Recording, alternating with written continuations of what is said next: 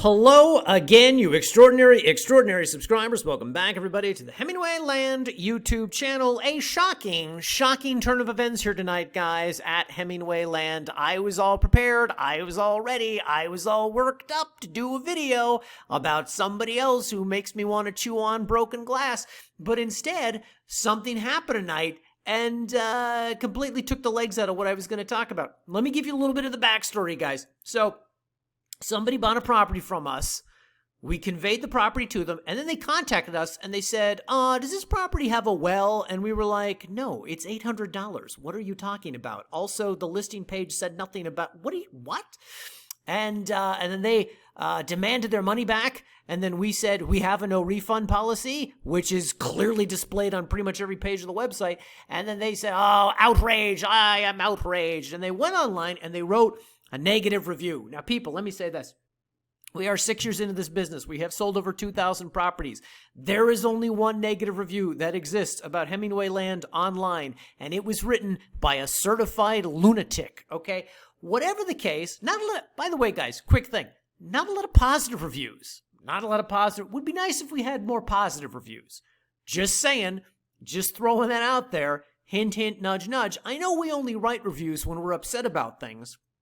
I know nobody goes out of their way to write good reviews, but I'm just saying, whatever the case, this past week we got our second negative review. And here's the thing. The negative review was not like, I'm a dum-dum and didn't read anything before I gave these people $1,000 of my money. Instead, it was just falsehoods and fabrications. It was just lies upon lies. And one of the major ones was the property doesn't even exist. I called the county and they said the property doesn't even exist and this is a scam. So anyway, I read that, went ballistic, which really is my default setting anymore, and I wrote a blistering takedown, a blistering response to this review. And it was so apparently, I don't know, well argued, let's say, that the person actually took the review down and wrote us an email and apologized. What?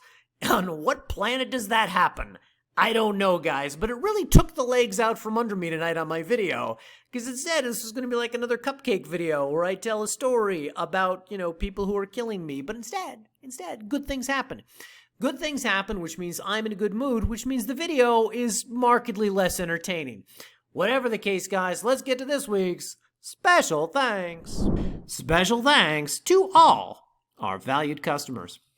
Starting off in New Mexico this week, more specifically Socorro County, sold that new property we listed just last week to Dana.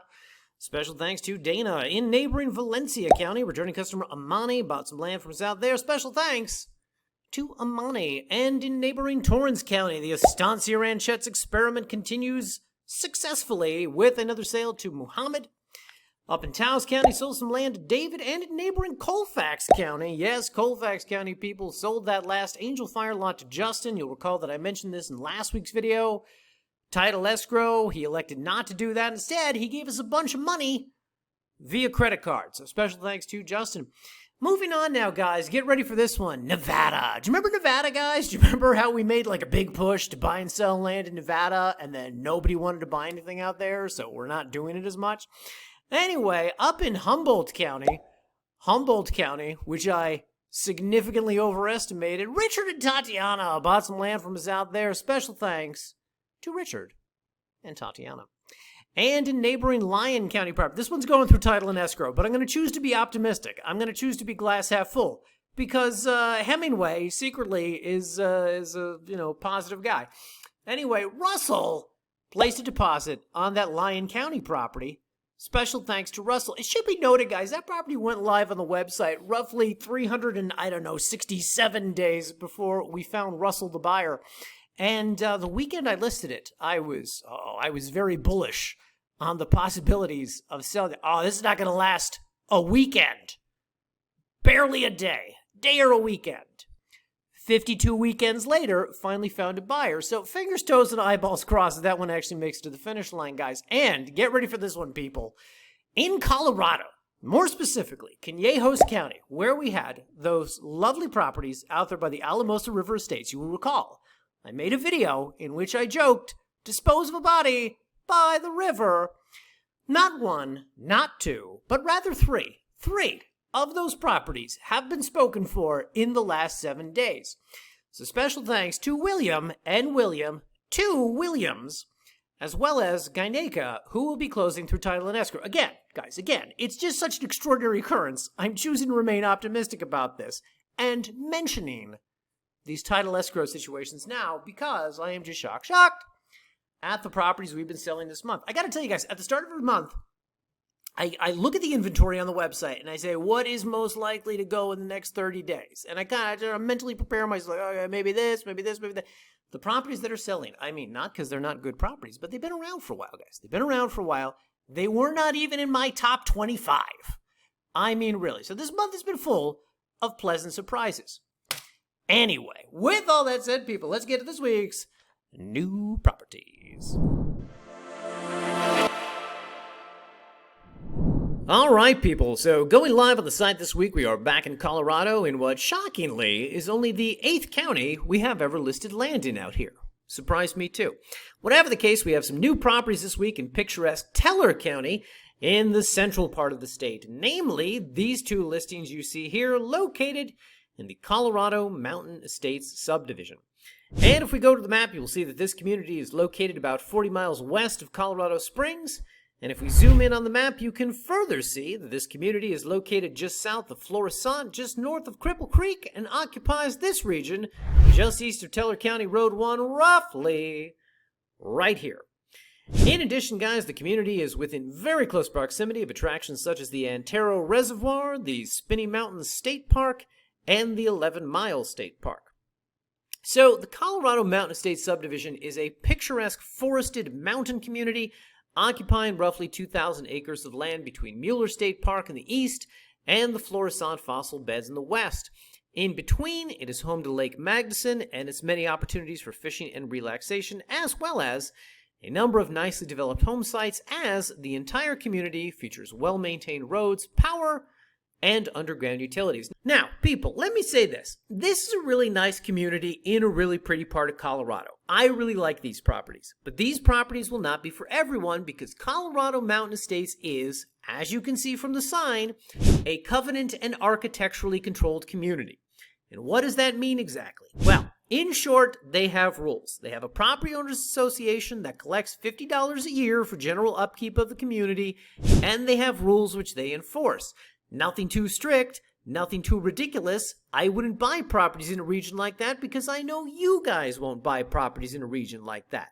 But the point is, rules exist and there is a governing body. So, if you are one of these people who likes to call us and announce, I don't want anyone to tell me what I can and cannot do with my land, then these properties will not be for you.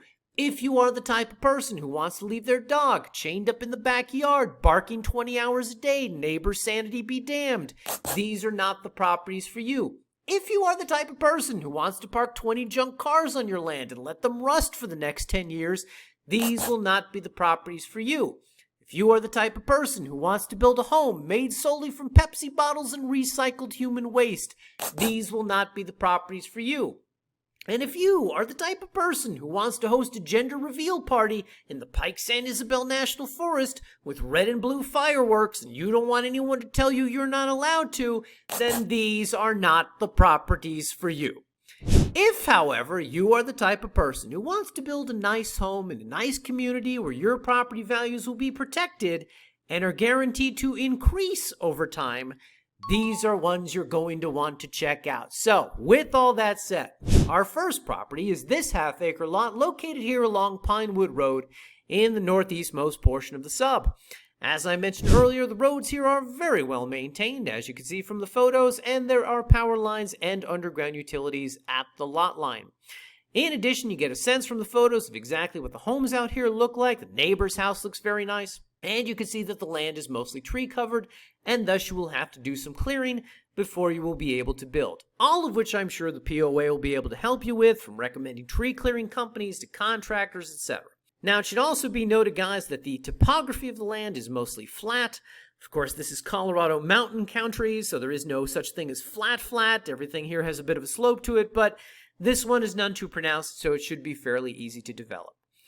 Next up, located at the corner of Pinewood and El Dorado, just north of Lake Magnuson, we have our second property, this half-acre lot you see here. Pretty much the exact same thing goes for this one. Also nice roads, also power and underground utilities, and you get a bit of a sense of the neighbor's place in a few of these shots, all of which makes it look like a very nice summer cabin. And like the first property, this one is also fully treed, has a bit of a slope to it, but again, nothing too pronounced. So between the terrain and the utilities, should be easy to develop. And finally, guys, it should be noted that for any of you wondering about the pricing and the acreage, the vast majority of the parcels in this sub are in this half-acre range.